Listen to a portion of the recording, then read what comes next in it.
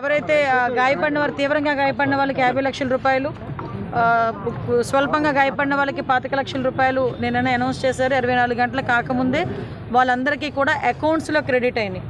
ఈరోజు చెక్స్ తీసుకొచ్చి మేము ఇచ్చి మళ్ళీ వాళ్ళ బ్యాంకుల చుట్టూ తిరిగే పరిస్థితి కూడా లేదు. కేవలం చెక్లు కాకుండా డైరెక్ట్గా అకౌంట్లకే మేము ఆర్టీజీఎస్ కూడా చేయడం జరిగింది.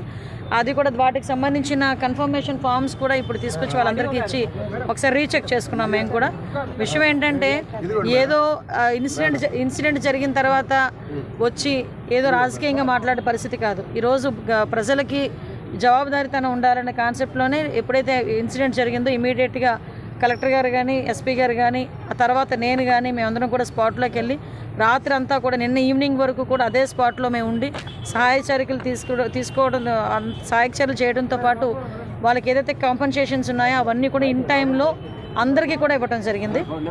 అదే విషయం చెప్పడానికి